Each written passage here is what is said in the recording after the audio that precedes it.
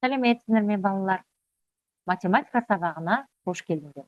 Балалар, сабағымызды бастамақ бұрын әдеттегідей миға шабуыл әдісінен бастайық.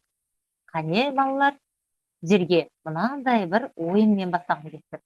Яғни кім жылдам ойыны, кім жылдам есепті орындап шығарады екен. Және сендердің ойларыңды білгім келіп тұр. Осыдан, осы өрнекті шығара отырып, қандай нәрсе түйдіңдер, не білдіңдер?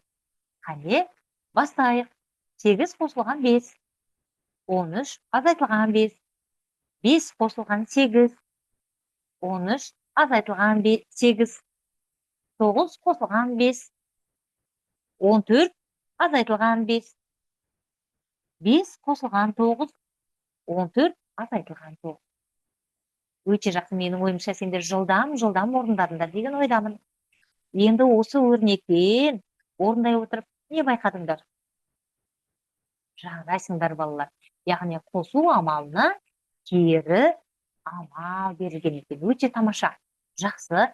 Келесі есепке назар аударайық. Кәне, кім жылдам орындайды екен? 2 көбейтілген 4, 2 көбейтілген 5, 2 көбейту 3, 2 көбейту 6, 2 көбейтілген 7, 2 көбейтілген 8.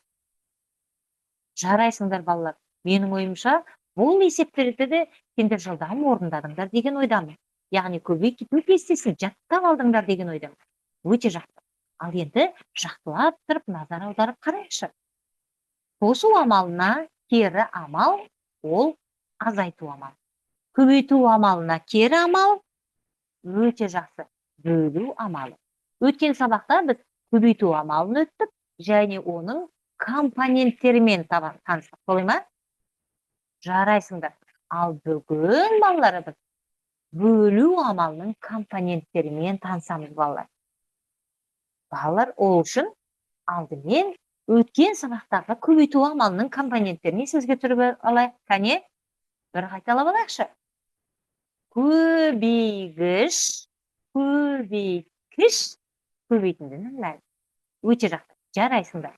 Ал енді бүгін біз барлығымыз экранға назар аударып, өрнектің компоненттерімен танысайық. Бұл бізде 15 бөлінген 5 тең болады. 3 өрнек, бөлу амалына берілген өрнек. Енді осының компоненттері. 15 деген ол бөлінгіш. 5 деген ол бөлгіш. 3 деген ол бөлінгіш. Қайталап аламыз, айтам. Естеріңде сақтап қалыңдар. 15 ол бөлінгіш. 5 ол бөлгіш. 3 бөлінгіш. Бөлу дегенді қосынысы сияқты есімдіктермен белгілейді. Есімде есімдіктер жаттап.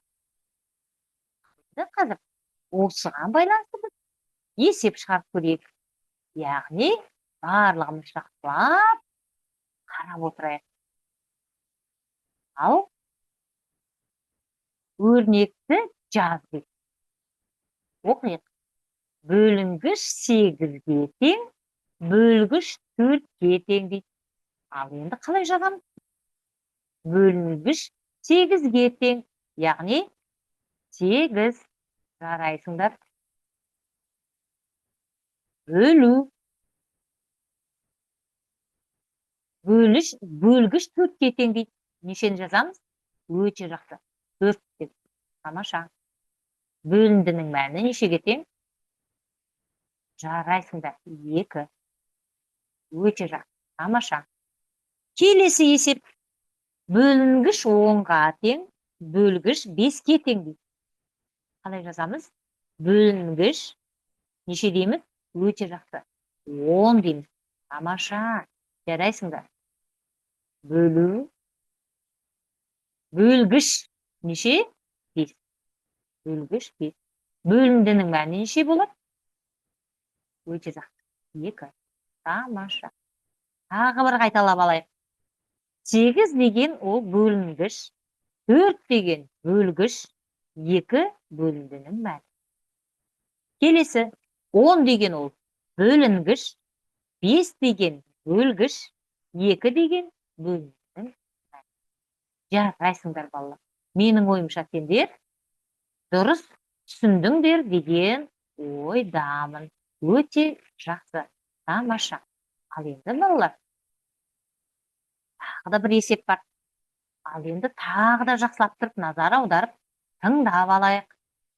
Алдарыңда 6 санына байланысты берілген бөлу амалы. Онан кейін 10 санына берілген бөлу амалы.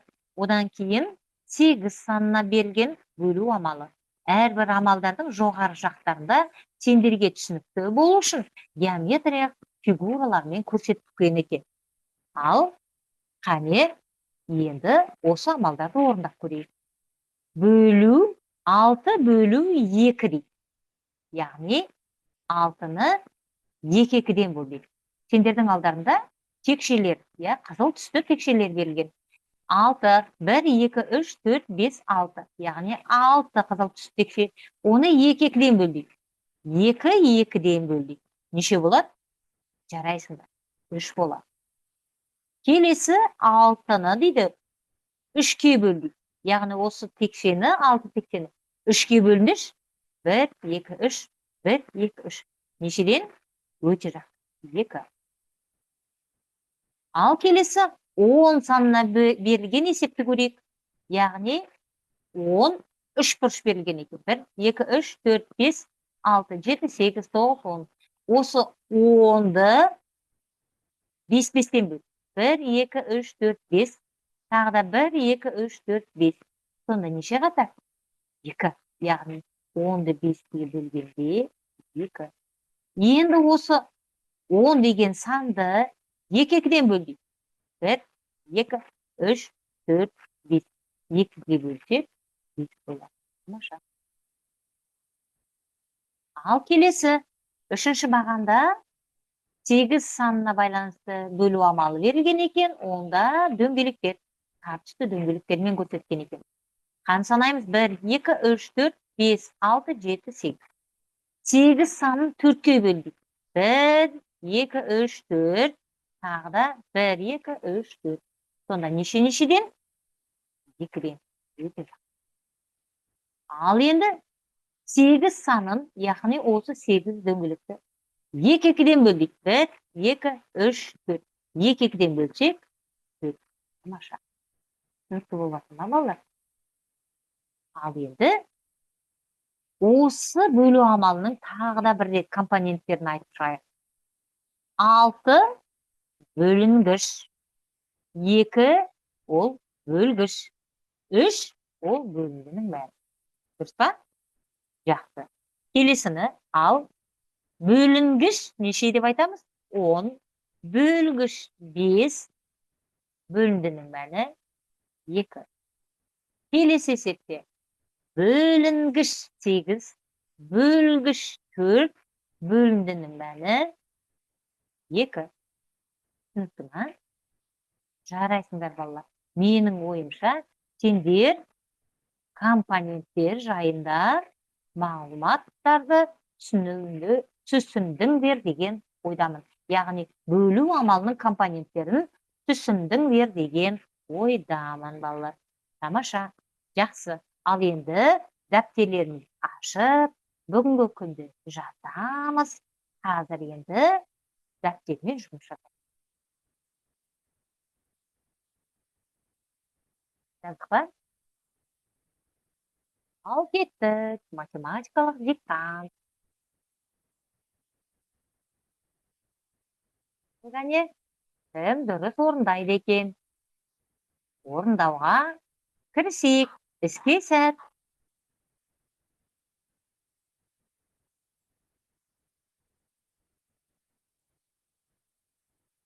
Жарайсыңдар балалар. Тамаша. Менің ойымша барлықтарыңда дұрыс орындадыңдар деген ойдамын. Өте жақсы, тамаша. Балалар. Ал енді кім білгір ойыны арқылы сабақты бекітейік. Және бастайық. Ал бірінші бағандағы көбейтуге амалын орындайық. Онан кейін екінші бағанда бөлүү амалына берилген есептерді орындайық. Алдарында суреттер тұр.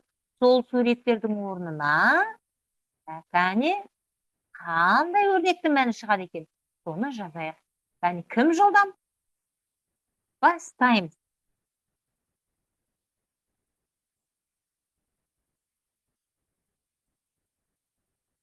Өте жақсы. Менің ойымша сендер барлықтарыңдар дұрыс орындадыңдар деген ойдамын. Балалар, сабақты бекітіп, үй тапсырмасын алғанға дейін біраз көбейту мен бөлудің компоненттерін есімізге түсіріп алайықшы. Қане, алдымен көбейту амалының компоненттерін есімізге түсірейік. 2 ол көбейгіш. 5 ол бізде көбейткіш. Шыққан өрнектің мәні көбейтіндінің мәні. Өте жақсы, тамаша. Ал енді кеттік. 16 ол бізде бөлінгіш. 2 ол бізде бөлгіш. Бөліндінің шыққан мәні, бөліндінің мәні деп аталады екен. Өте жақсы, тамаша. Яғни бүгінгі сабақ сендерге түсінікті болды деген ойдамын. Жарайсыңдар балалар. Олай болса, балалар, үйге тапсырманы жазып алыңдар. Оқулығымыздың 23-ші бетіндегі номері 7-ші есепті орындаймыз. Жаздық па? Жақсы. Бүгінгі сабақта не білдік? Не үйрендік? Сабақ сендерге түсінікті болды ма?